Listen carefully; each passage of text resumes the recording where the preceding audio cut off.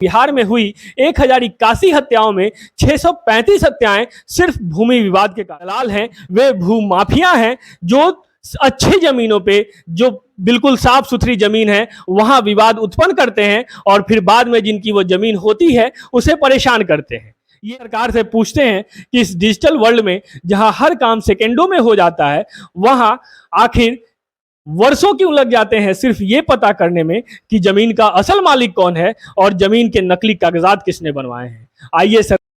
नमस्कार, मैं हूं कुमार मृणाल और आप देख रहे हैं फेरी आउट न्यूज। आज जो खबर मैं आपको बताने वाला हूं वो खबर थोड़ी पुरानी है। आज जो आंकड़ा मैं आपको बताने वाला हूं वो आंकड़ा भी थोड़ा पुराना है, लेकिन मैं जानता हूं आपने ना इस खबर पे ध्यान दिया होगा ना इन आंकड़ों पे ध्यान दिया होगा।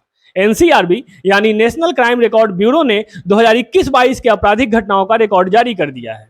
इस रिकॉर्ड के अनुसार अगर देखें तो बिहार में सर्वाधिक विवादित घटनाएं जो हुई हैं वो भूमि विवाद के कारण हुई हैं। वहीं अगर इस रिकॉर्ड के अनुसार देखें तो 2021-22 में बिहार में हुई 1081 हत्याओं में 635 हत्याएं सिर्फ भूमि विवाद के कारण हुई हैं। अगर प्रतिशत में देखें तो कुल हुई हत्याओं की लगभग 57% हत्याएं सिर्फ भूमि विवाद के कारण हुई हैं। लेकिन क्या आपने इन आंकड़ों पर ध्यान दिया था? क्या आपने इस खबर पर ध्यान दिया था? आपने भी नहीं दिया था और बिहार प्रशासन, बिहार राज्य सरकार ने भी नहीं दिया था, क्योंकि ये घटनाएं रुकने का नाम नहीं ले रही हैं। बात करें तो एनसीआरबी के रिकॉर्ड के अनुसार 2017 में भी ये संख्याएं सर्वाधिक थीं, 2018 में भी ये संख्याएं सर्वाधिक थीं, 2019 में भी ये संख्याएं सर्वाधिक थीं, 2020 में भी ये संख्याएं सर्वाधिक थीं और 2021-22 में भी ये संख्याएं सर्वाधिक भूमि विवाद से जुड़ी हुई ही हैं। लेकिन किसी का ध्यान इस तरफ नहीं जाता है। कोई प्रशासन, कोई राज्य सरकार, कोई जनप्रतिनिधि इस तरफ ध्यान नहीं देता है। आपके आसपास भी ऐसी घटनाएं जरूर घटित हुई होंगी जिसमें भूमि विवाद के कारण अपराध का स्तर और विवाद का स्तर बढ़ गया होगा। लेकिन अगर प्रशासन और बिहार सरकार की तरफ देखें तो दोनों ने ही इन घटनाओं और इन विवादों से आंखें मोड़ ली हैं। और इन ज्यादातर घटनाओं में अगर आप देखेंगे तो पाएंगे कि इन जमीनों के विवाद के अधिकतर कारण वे जमीनों के दलाल हैं, वे भूमाफिया हैं जो अच्छी जमीनों पे, जो बिल्कुल साफ सुथरी जमीन है, वहां विवाद उत्पन्न करते हैं और फिर बाद में जिनकी वो जमीन होती है उसे परेशान करते हैं। ये एक बहुत ही सीधा साधा धंधा बन गया है कि जिनकी भी अच्छी जमीन है, जिनकी भी साफ सुथरी जमीन है, जिस पे कोई विवाद नहीं है और जिस पे कोई कंस्ट्रक्शन नहीं है, उस पे विवाद उत्पन्न करें और फिर बाद में उसे औने पौने दामों में बेचने को मजबूर करें और जो जमीन के मालिक हैं उन्हें परेशान करें।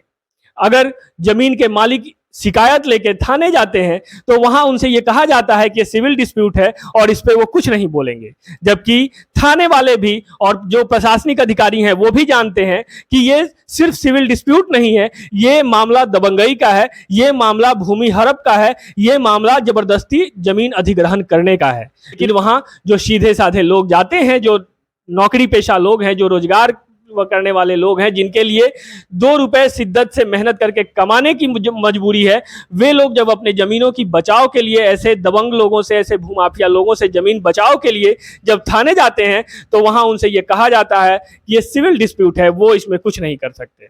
इसके पीछे कई अन्य कारण भी हो सकते हैं। एक कारण तो यह भी होता है कि कई बार ऐसे भूमाफिया, ऐसे जमीन के दलाल लोग थाने और जो प्रशासनिक अधिकारी हैं, जो जिम्मेवार हैं, उन्हें पैसे देकर अपनी तरफ मिला के रखते हैं ताकि जब जमीन के मालिक थाने में जाएं तो उनसे यह कहा जाए कि ये जमीन का विवाद है और ये सिविल डिस्प्यूट है, आप कोर्ट जाएं, थाना इसमें कुछ नहीं कर सकता है। ये भूमाफिया सबसे पहले तो साफ सुथरी और अच्छी जमीन देखकर, कीमती जमीन देखकर उस जमीन के डुप्लीकेट कागज बनवा लेते हैं और फिर उस जमीन को अधिग्रहित करने की कोशिश करते हैं। हालांकि थाने वाले भी कहीं ना कहीं ये जानते हैं कि ये मामला सिविल डिस्प्यूट का नहीं, 420 और दबंगई का है, लेकिन वो अपना पल्ला झाड़ लेते हैं और जमीन के असल मालिक को अपने आला अधिकारियों के पास जाने को कह देते हैं। जमीन के असल मालिक जब ऊपर के अधिकारियों के पास जाते हैं तो वहां भी उनसे जमीन के कागजात पेश करने को कहे जाते हैं। वो जमीन के कागजात पेश कर देते हैं, ये साबित भी कर देते हैं कि ये जमीन उनकी है,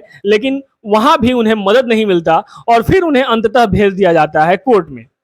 जब बात कोर्ट चली जाती है तो ये मामला वर्षों तक चलता है। जमीन का असल मालिक, जिसका वो जमीन है, वो अपनी सही जमीन को लेकर भी विवादों में रहता है, परेशान रहता है, दौड़ता रहता है, कोर्ट के चक्कर लगाता रहता है। जिनका जमीन है वो वर्षों तक मुकदमा लड़ते हैं, वर्षों तक उसमें पैसा खर्च करते हैं, लेकिन वे छोटी सी बात जिसमें बहुत आसान होता है ये देख लेना, ये परख लेना कि जो भूमाफिया हैं, जो जमीन के दलाल हैं, जो उनके पास रिकॉर्ड दे रहे हैं, जो सबूत दे रहे हैं, जो कागजात पेश कर रहे हैं, वो जाली है। ये पता कर लेना बहुत आसान होता है कि उनके सारे कागजात जाली हैं, लेकिन कहीं ना कहीं उनकी भी मिली भगत होती है। वो इन मामलों को टालते रहते हैं, टालते टालते इन मामलों को वो कोर्ट भेज देते हैं, और जिसका जमीन है वो अक्सर कोर्ट दौड़ता रह जाता है। कोर्ट दौड़ते दौड़ते उसके कई वर्ष बीत जाते हैं। जिस जमीन पे कंस्ट्रक्शन होना चाहिए था, जिस जमीन से उसे आर्थिक लाभ होने चाहिए थे, जिस जमीन पे उसका घर बनना चाहिए था, वहां अब विवाद उत्पन्न है। वहां विवादों ने उस जमीन को कब्जे में ले रखा है। अब वो ना वहां वो घर बना सकता है, ना बिल्डिंग बना सकता है, ना जमीन से ना कोई आर्थिक लाभ ले सकता है। ऐसे में नुकसान सिर्फ उस जमीन मालिक का होता है जिसकी वो जमीन है, जो सही है, जो एक सच्चा इंसान है, जो नौकरी पेशा है, जो कहीं बाहर रह के दो पैसे कमाता है, अपना घर चलाता है। वो इंसान अब विवादों में घिरा हुआ होता है, परेशानियां झेल रहा होता है। अंततः कहीं ना कहीं अक्सर आपने देखा होगा कि ये घटनाएं एक बड़ा रूप लेती हैं। जो जमीन मालिक परेशान होता है, कई बार वो किसी और से बहुत औने पौने दाम में जमीन या तो बेच देता है, या फिर जिसने दबंगई कर रखी है, जिसने जमीन अधिग्रहित कर रखी है, उससे हार मानकर कहीं और चला जाता है, जमीन छोड़ देता है। वो निराश हो जाता है। बिहार सरकार के प्रशासनिक अधिकारियों को इन मामलों पर ध्यान देना चाहिए था, लेकिन वो बिल्कुल नहीं देते हैं। आज तक बिहार में लैंड रिफॉर्म के नाम पे सिर्फ खाना पूर्ति ही हुआ है। ऐसी घटनाओं से निपटने के लिए कोई जिम्मेदार कार्रवाई हुई नहीं है। ऐसी घटनाओं से निपटने के लिए, ऐसे लोगों पे शिकंजा कसने के लिए कोई कार्रवाई होती नहीं है।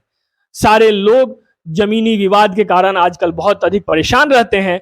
अक्सर हर वो जमीन विवादित होती है जो खाली है। जैसा कि एनसीआरबी का रिकॉर्ड है, उसके अनुसार अगर देखें तो बिहार में हर 5वीं हत्या भूमि विवाद के कारण होती है। लेकिन ऐसी घटनाओं से किसी को क्या पड़ी है। लोग जातियों में, धर्मों के आधार पर लड़ाइयों में उलझे हुए हैं, लेकिन जो असल मुद्दे हैं उन मुद्दों से कोसों दूर हैं।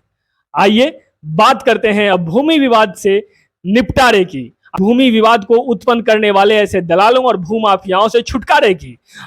आइए सरकार से पूछते हैं कि इस डिजिटल वर्ल्ड में जहां हर काम सेकेंडों में हो जाता है, वहां आखिर वर्षों क्यों लग जाते हैं सिर्फ ये पता करने में कि जमीन का असल मालिक कौन है और जमीन के नकली कागजात किसने बनवाए हैं। आइए सरकार से, प्रशासनिक अधिकारियों से अब पूछते हैं कि जब आपको पता चल रहा होता है कि जमीन का असल मालिक कौन है, जब आप मिनटों में पता कर सकते हैं कि किसके कागजात असली और किसके कागजात नकली हैं, फिर क्यों नहीं कार्रवाई करते ऐसे भूमाफियाओं पे?